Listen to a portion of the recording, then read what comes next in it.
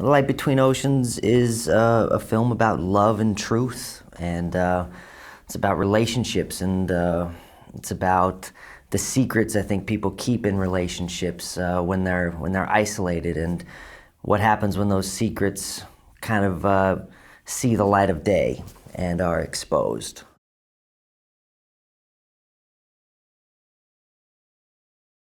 And one day, as if a miracle happens in their life, and a boat washes ashore, and in the boat is a dead man and a baby, and they take the child for their own, and many years later come to find out that that baby has another mother, and we learn the story of how that baby and that man arrived on the island.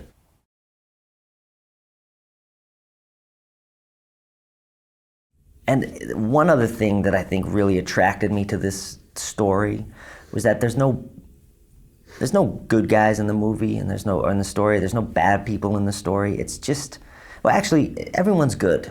I'll say that everyone in this movie is good, and it doesn't mean that everyone in the story makes the right choice all the time. It doesn't mean that they don't hurt other people, but at their heart, they're good people.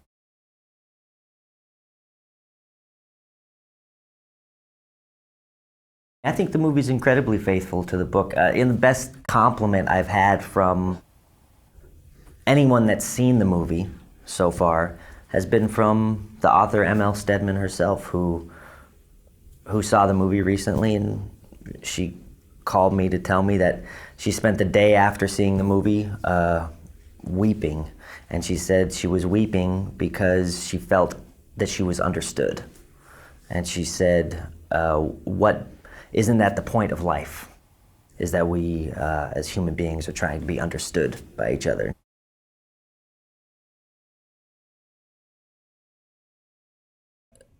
Tom is a character that plays by the rules. It's the rules that allowed him to survive the First World War.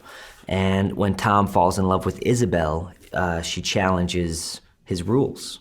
She challenges everything about his identity, which is to do things by the way of the book, which is what makes Tom a great lighthouse keeper, because he has a logbook and he can report when he lights the light and when he turns the light off, and he can report what he sees and what he doesn't see, and it's very clear, it's very black and white. And what Isabel does is come into his life, and she actually gives him life, and it's something that Tom is struggling with at the end of World War I, which is he feels guilty that he's alive, and Isabel helps him to embrace that life.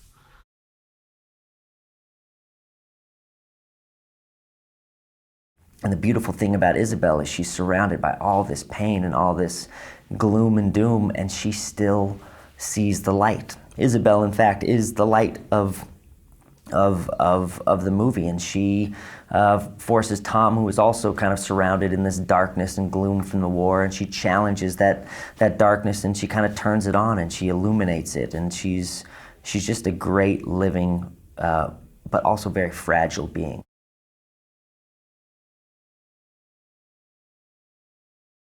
Hannah Ronfeld is daughter of wealthiest man in this town, Partagers. She's the daughter of the wealthiest man for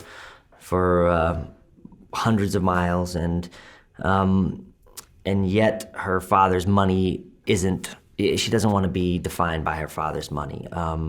She's an incredibly brave character that chooses love over security, and I'm always attracted to characters like that choose love over security, or choose passion over safety.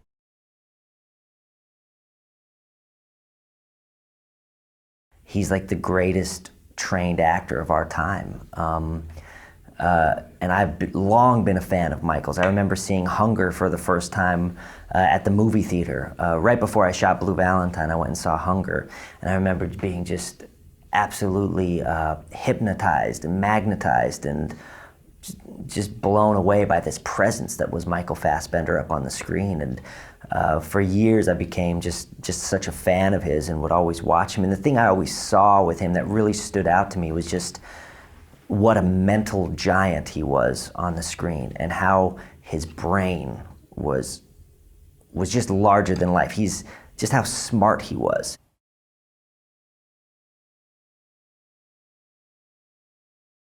The thing I'll just say about Alicia is she's so beautiful as well, and she's so cinematic. If you just point the camera at her and she does nothing, you feel like there's 1,000 secrets inside of her, and you feel like there's 1,000 storms going on inside of her, and you feel like everything is happening and swirling in this girl. And then you have her do a scene and you realize how talented she is and how brave she is. And she's not afraid to do a scene when she hasn't slept at all the night before. And she's not afraid to do a scene when she's not been in the makeup chair. Do you know what I mean? She's totally vulnerable and completely she has no self-consciousness. And to work with her at the place when I worked with her, I felt like I was working with someone very, very special.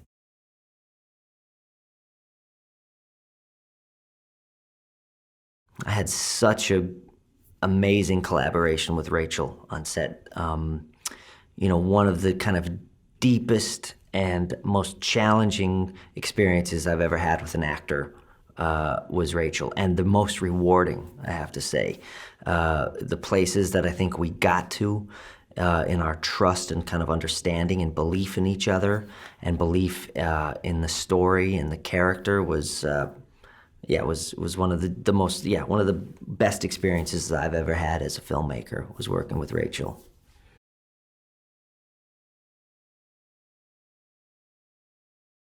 The other thing audiences can expect is just this undeniable love story. There's a great classic fable here up on the screen about romance and truth and love. It's like a battle between love and truth, this movie. And I think they can expect to be transported to this fictitious world that hopefully they can relate to and see themselves in, and hopefully they'll leave arguing with each other a little bit about whose side was right. La luce sugli oceani, dall'8 marzo al cinema.